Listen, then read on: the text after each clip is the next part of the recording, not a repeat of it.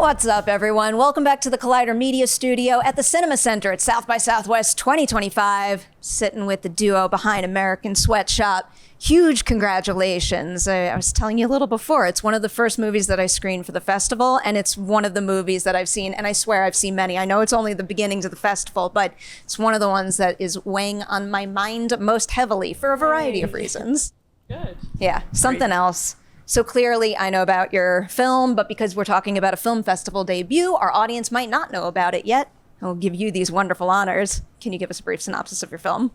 American Sweatshop gives us an insight of content moderators who basically, they are usually young people who sit in a large room like an office space, and they watch videos or images of basically the worst that the internet has to offer. And it leaves a mark on them. It just, it can lead to PTSD, it can lead to sleeplessness, and in some cases even suicide. I feel like even just hearing you describe it that way is kind of bringing me back to that setting, making me tense up a little. So you are directing from Matthew's script here. When that script comes your way, sure, it's very exciting, great script, but what space did you find in it that you thought you could fill in a way that's unique to you as a storyteller? Just my own background, always, knowing, how important images have always been to me my entire life growing up. That also led me to be a cinematographer first before I became a director. I also wanted to become a painter, and I still paint. So images always spoke to me, were really, really important.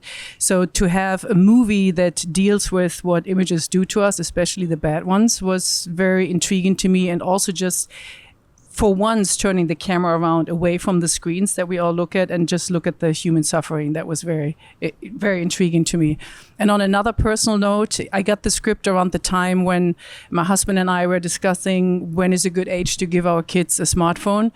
And I couldn't help but thinking, am I going to hand my kids something that opens the world to them and inspires them and shows them everything that's out there?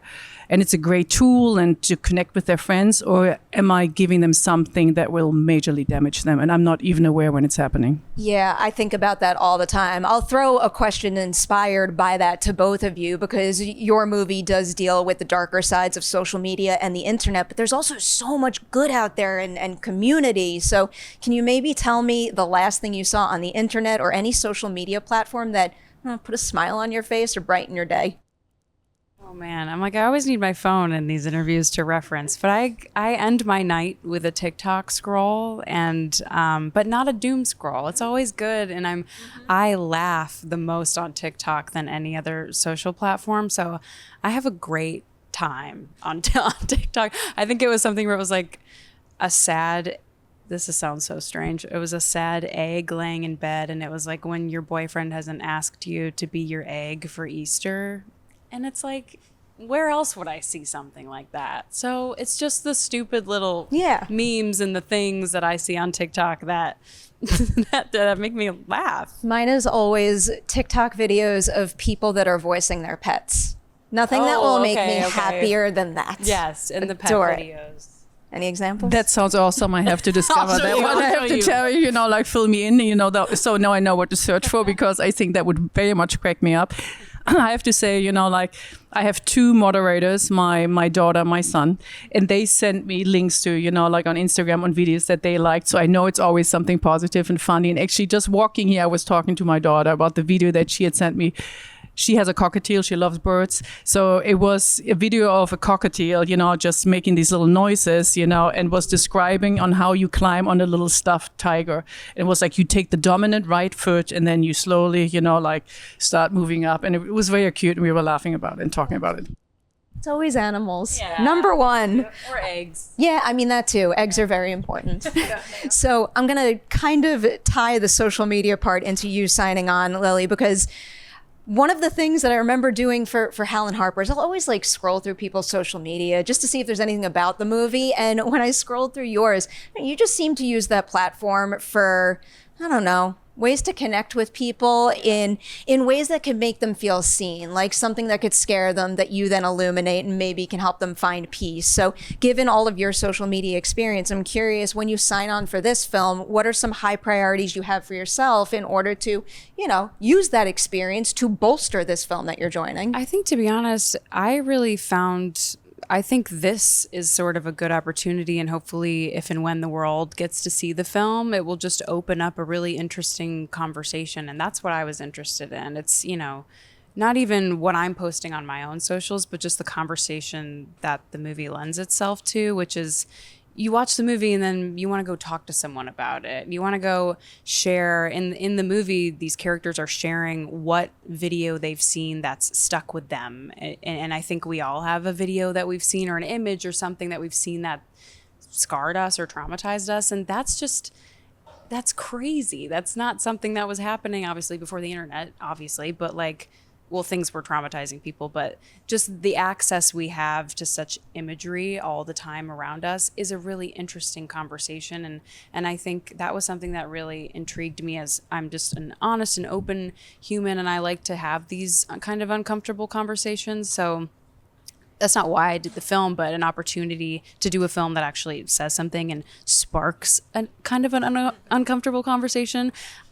We like when people say that the movie left them feeling a bit unnerved. I think that's, to us, success, because it's supposed to. We were talking about it before. I can't, for the other people that I'm friendly with that have seen the film, can't stop talking about it. And it's, it's not just did you like it? I liked it. Did you? It's constructive, thoughtful conversations. And I mean, that's one of my favorite things about watching films and shows. This is a really big question, but it is crossing my mind because we just saw each other at Sundance for Hal and Harper. And also, I saw Camila last year for Musica. She's coming in this year for another movie. Saw Cole last year for one of his movies, coming back in this year. And then I'm watching Madeline just run around and produce a trilogy of a horror films. What do you think it is about the Riverdale experience that I guess left you all with an interest in independent cinema and wanting to shepherd it, and also giving you all the tools to actually make it happen? Well, I think Riverdale was the tool that gave us, dedicated, passionate fans. And with that, you kind of feel like you can conquer the world. It really does give you a beautiful opportunity to connect and have a really wide reach, which is really helpful when trying to produce or create something, obviously.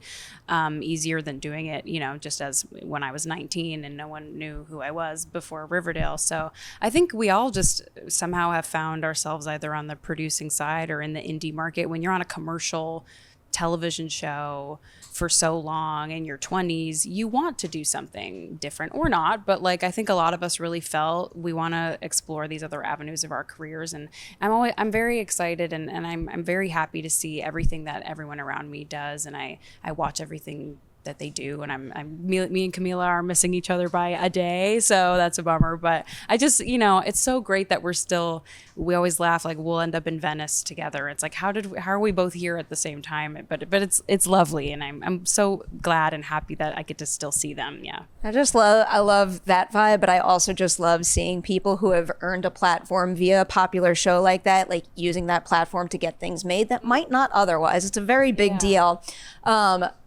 This is your first feature. You have had so much TV experience, and it was making me curious. Hey, did you always have the itch to direct a feature, or was the decision to direct one now tied specifically to this script? It's, it's kind of funny. I always joke, to my husband about, basically I'm doing what you dreamt about doing once you finish film school, that you do your first feature. But my career just, took I had such an exciting ride, how quickly I was able, almost straight out of film school, AFI, being able to get a show like The Wire, and being the cinematographer on a show like The Wire, and then all the other things, that followed, working with the Russo brothers, and Brett Anderson and Jay Cast. And it was just such a great ride. I was just almost too busy to really, step back and say oh, you always wanted to direct a feature. But I always kind of jumped on what presented itself to me at this point. I feel like if you are in the film business, you have to have an open mind. On the one hand, you have to stay focused what your goal is. But my goal kept shifting because cinematography was so intriguing to me that I want to explore it for a while. And then I felt like I explored it. Now I really want to dig into working with actors. So I moved into directing. I was fortunate enough to be, on some of the greatest, TV series, Severance, of course, leads, is on top of it. And then I felt like, no, let's go back to the idea of actually, like doing movies and, direct a film. And I felt like, wow, that was a couple of decades since you went out of high school, So it's just maybe just an unusual path. But it always comes from like an intense passion that I feel for something. And now my passion just really goes to, I want to tell stories that are important to me. I want to explore it the way that I want to explore them. And that led me to American Sweatshop. It's not that I have not been given scripts throughout the years for features, and some of them were studio features, and they were fully financed with 35 million or so. And I felt like I don't wanted to do them. I didn't want to tell the story. It was not about, making a good paycheck. I felt like, especially with my first feature, I wanted to do something that mattered to me. Well, your instincts were spot on. I have 2 follow-up questions. So you brought this up a little, but I'll just further emphasize, like, your television filmography. Insane. You've worked on some of the best shows. I know with every single TV directing experience, you likely learn something new and it all adds up. But while making this movie, is there any particular past TV show that was kind of, weighing on your mind the most or influencing how you approach directing this feature? I came straight out of Severance, really, I finished Severance and a couple of weeks later I traveled to Germany. So Severance definitely was on my mind, and it's a different setting. And Severance just, TV sometimes, like there are a lot of rules, and I always kind of, I accept certain rules, other ones, I'm kind of want to break out of, even as a cinematographer, like when I hear something like, oh, we shot one close up and let's just, then now do the matching close up on the other side, and if somebody takes out a measure tape, and I felt like it doesn't matter. It just needs to serve the actor and the performance. It doesn't matter if it's the exact same distance and the exact same lens. It doesn't matter, But I understand why these rules are being applied. Severance really, really breaks out of this. And that always was something that, was so exciting for me also working on the show, that you just find shots that serve the moment and the actor and what you want to feel at that point. And definitely that feeling I took with me to American Sweatshop, because if cinematography or coverage becomes too formulaic, it's always predictable. You see one shot and you know what the reverse is going to be, and that makes me check out a little bit. I always want to be curious about what the next shot is. So that's definitely something I applied on Severance, that I just looked for a shot that interested me, as coverage, instead of just let's get out the measure tape and let's just yeah. Such a good thing to point out. The other follow-up I had thought of, because when you were talking about making the jump from cinematography to directing, you emphasized that you wanted to direct actors, and I feel like we're accustomed to using the phrasing like, what did the director bring out of the actor? But I love the fact that it goes both ways. So what is something about working with Lili that brought something new out of you as an actor's director? Well, when I say like I wanted to direct actors, it's more like I want to work with actors. Let me phrase it that way, because I also think sometimes as a director, you also have to know when to stay out of the way, and when just run the set in a way that it supports the actor, because actors are incredibly smart. They understand, like if a camera is in the right position right now to capture what they are performing, like if you put it in a wrong spot, it can tick them off, so sometimes it's my job, I feel like, is like quietly, like communicating without speaking much with the actors, watching the performance, deciding where I put the camera, what I do with the camera, and give the actor, like space to explore. I have notes, like sometimes they're technical, sometimes we talk about something else, but sometimes I also hold back because I can see that an actor is working on something.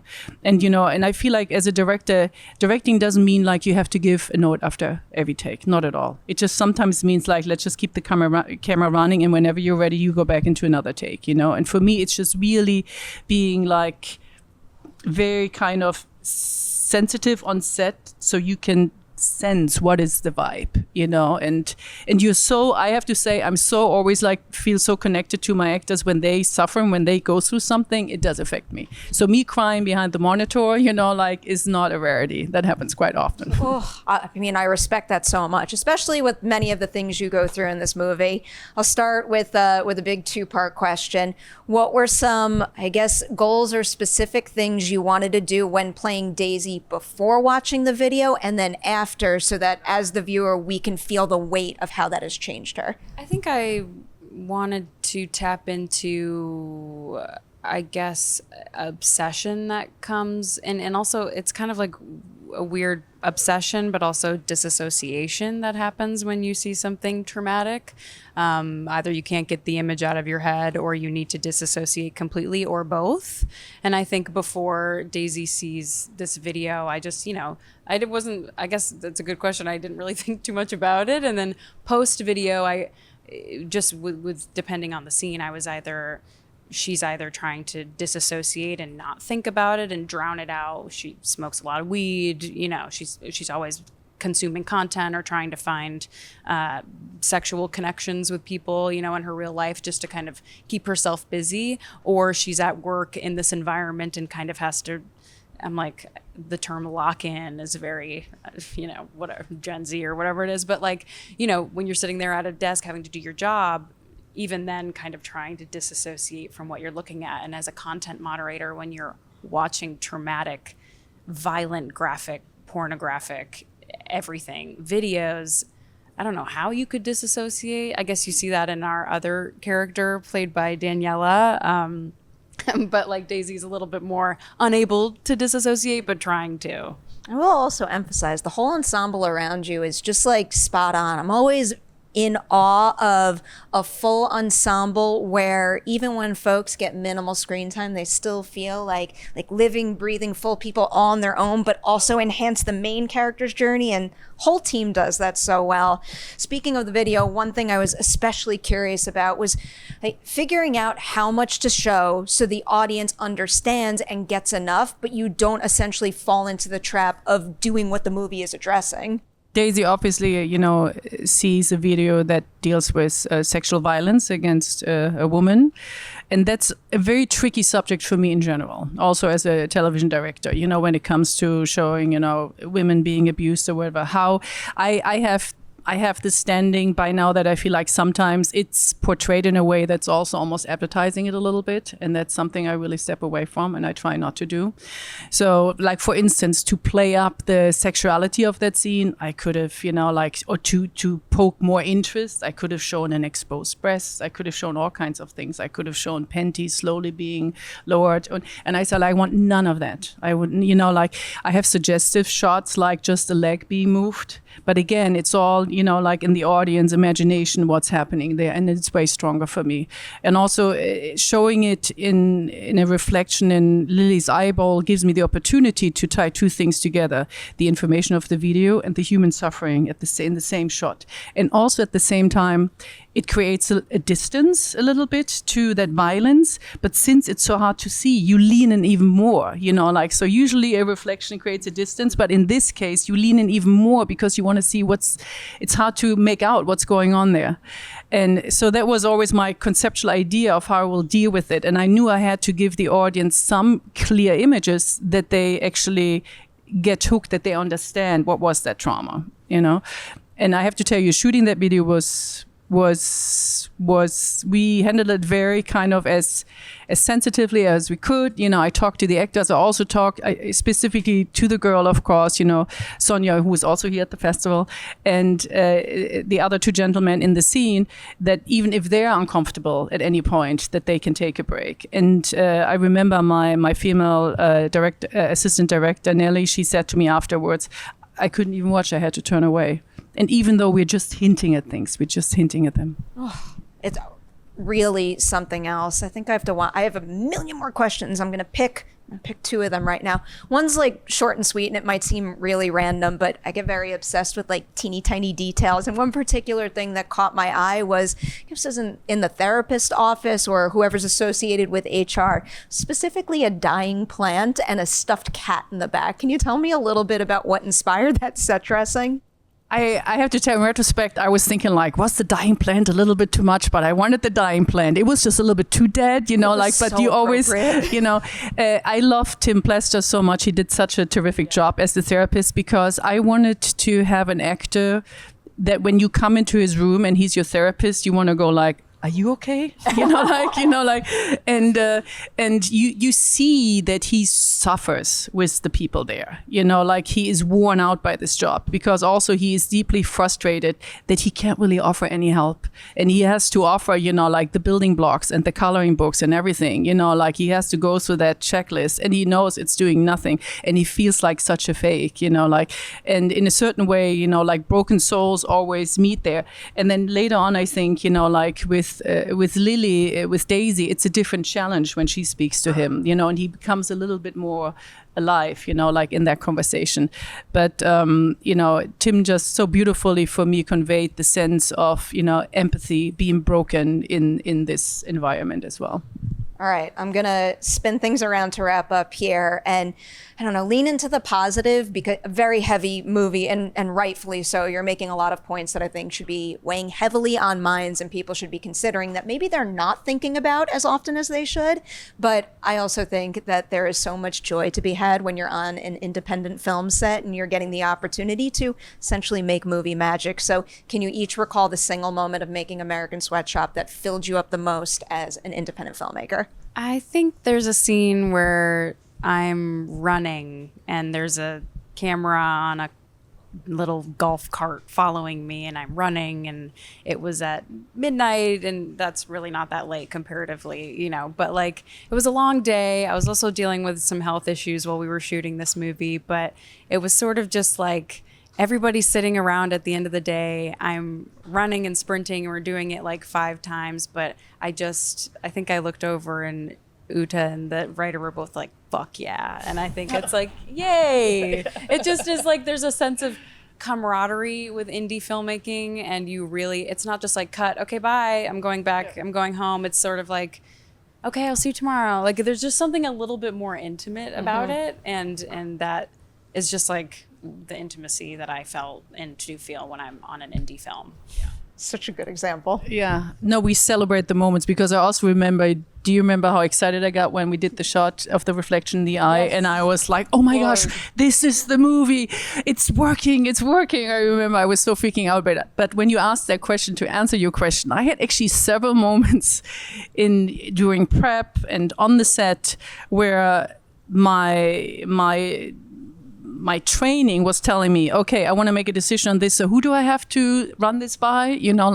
And basically the answer was nobody, because there is no studio, you're the studio, and that was always like, oh my gosh, yay, this is great. This is great. I can do whatever I want. And that was awesome. That answer just put the biggest smile on my face. I'm going to say huge congratulations on American Sweatshop. I can't wait for the world to see it. Enjoy celebrating it at South by. Thank you so much.